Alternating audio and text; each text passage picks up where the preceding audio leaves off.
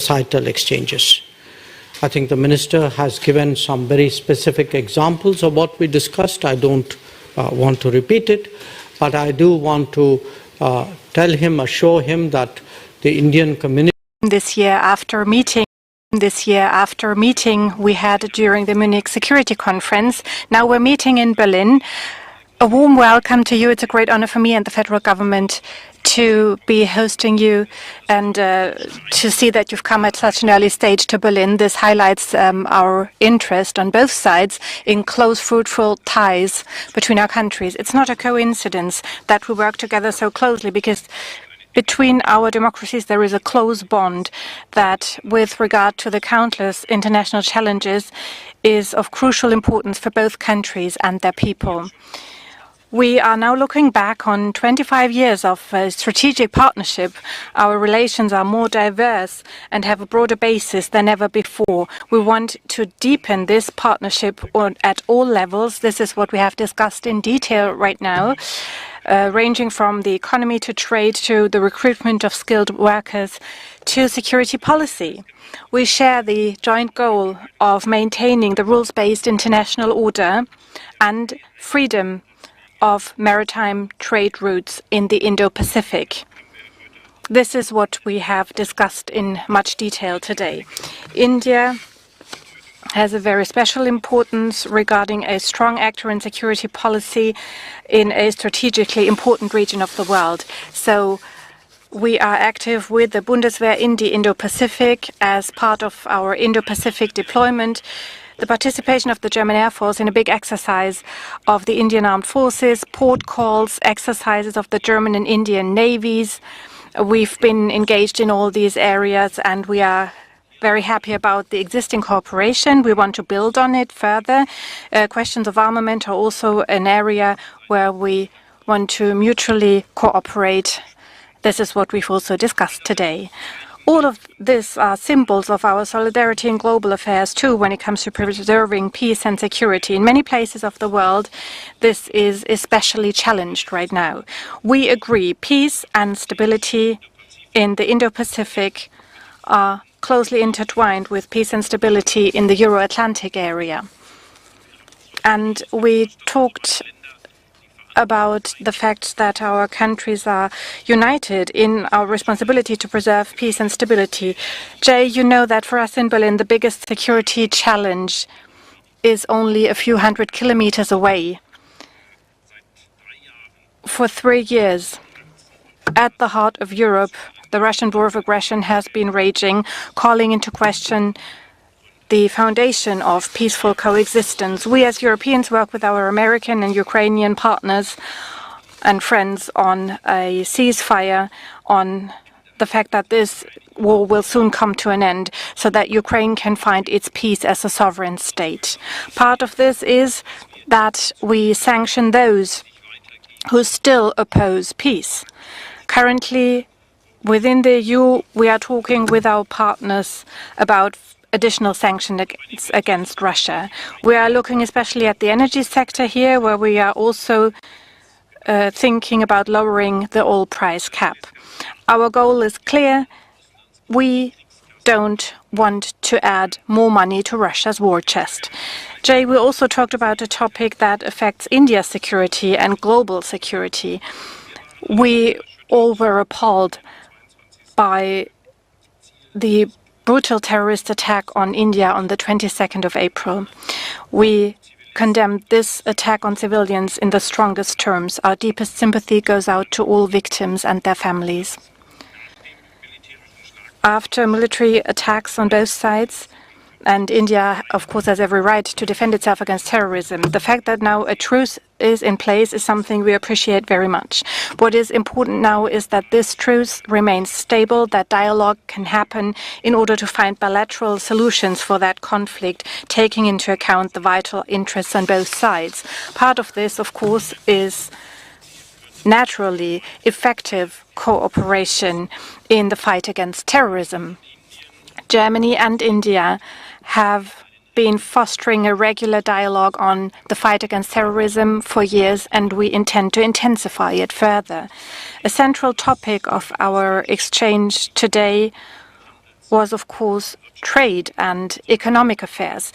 Our two countries have always been working closely together. Germany is already India's most important trading partner in the EU. As the federal government, we are committed to finalizing a free trade agreement between India and the EU, and by the end of this year, which is ambitious. But in this dynamic world, we need ambitious goals for ambitious economic areas like ours. Together, we can really make a change for the better for the people in both our countries.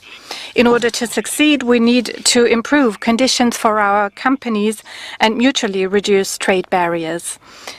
With a free trade agreement would grant Indian companies better access to the EU's single market. At the same time, India offers great opportunities to German and European companies. More than 2,000 German companies, which is quite a number, are already doing business in India, and I'm very confident that there will be many more in the future, because India is a key partner for Germany. Also, with regard to diversifying and increasing the resilience of our supply chains, the Indian market holds incredible potential for growth and innovation. It is full of opportunities in sunrise industries such as hydrogen, electric mobility, semiconductors, or artificial intelligence. The technological skills of our companies fit well with those of their Indian partners.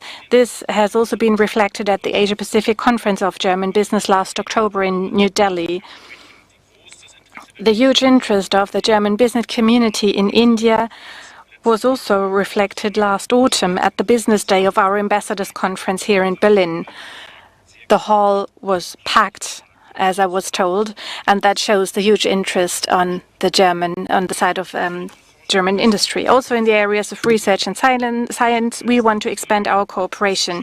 In the spirit of our cooperation in the field of science and technology that has existed for 50 years already, together we can shape technological progress of the 21st century. We want to move to the future together. In important areas like energy transition and dealing with the climate crisis, we have the German-Indian Green and Sustainable Development Partnership, and that shows that our countries are on the right track, the track towards the future. India has a leading role also within the G20 and can build bridges to other countries as well. This is also reflected by India's wish to host COP33. Another topic that we have discussed today unites our two countries literally in thousands of ways, and that is almost 50,000 young Indians make up the largest group of foreign students here at German universities. They are more than welcome here.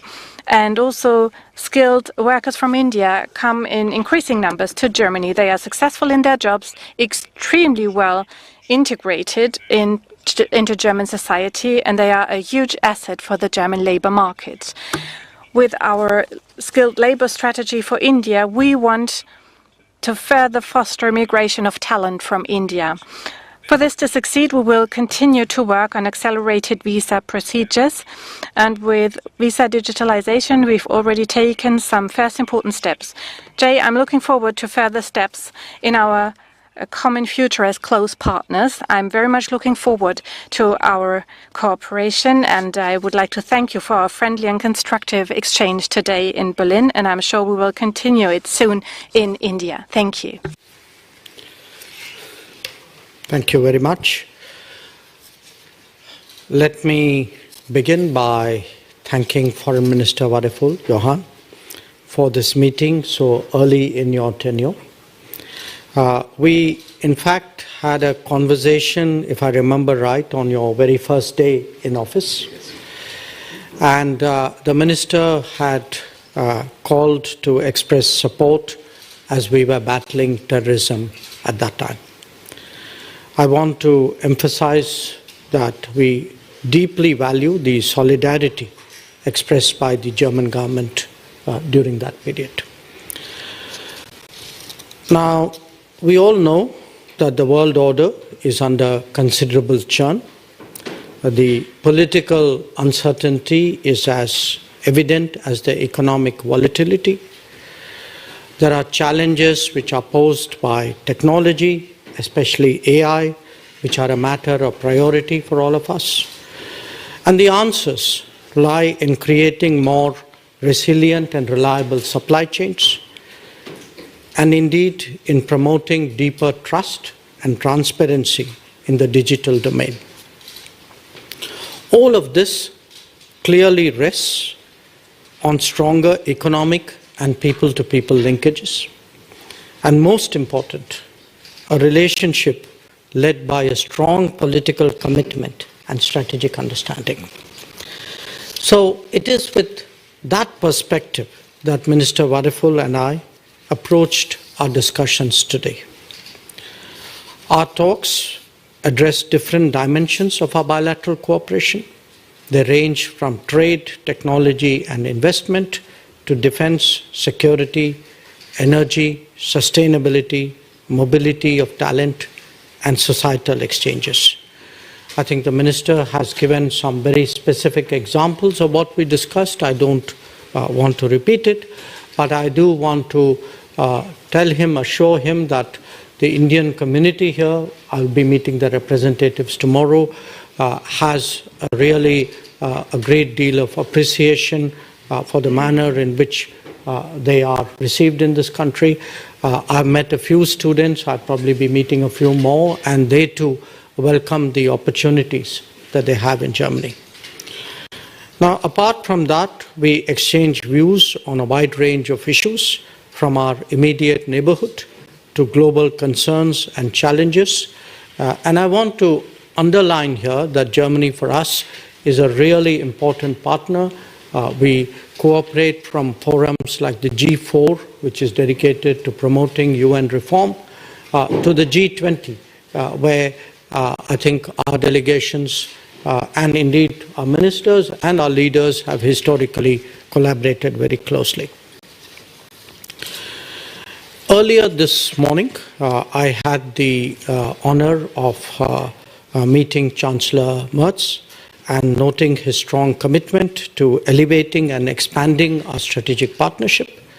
I also met with the Foreign and Security Policy Advisor, Dr. Sotter, and the Economy and Energy Minister, Katharina Reisch.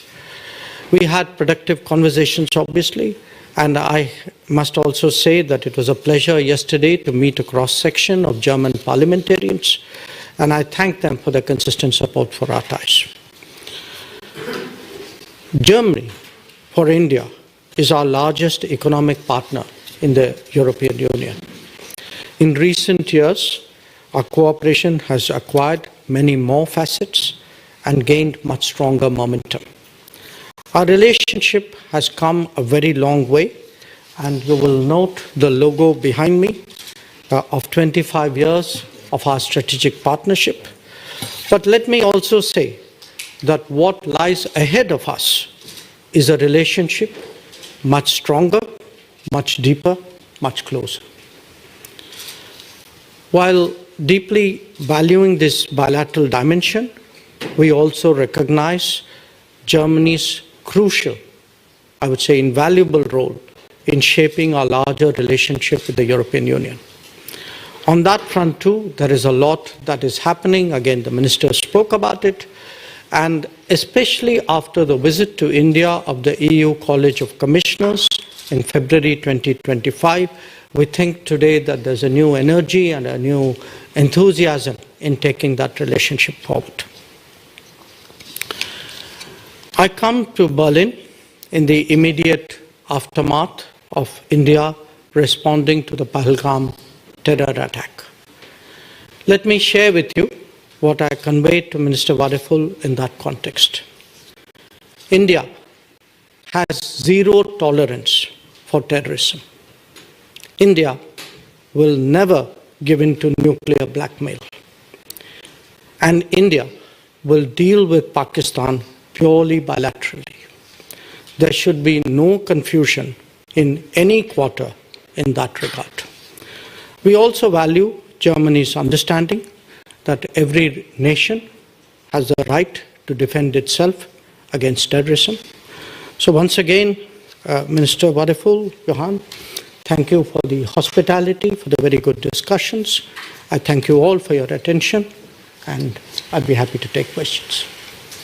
Thank you, Excellencies. Vielen Dank. Herr Riegert von der Deutschen Welle. Mr. Riegert, Deutsche Welle. Minister of External Affairs. Initially, the new German government did not voice support for your Operation Sindor. Were you disappointed at the time? Und an Sie, Herr Wadefuhl, vielleicht haben Sie sich jetzt ganz... And Mr. Wadefuhl, are you now fully on India's side in that conflict with Pakistan?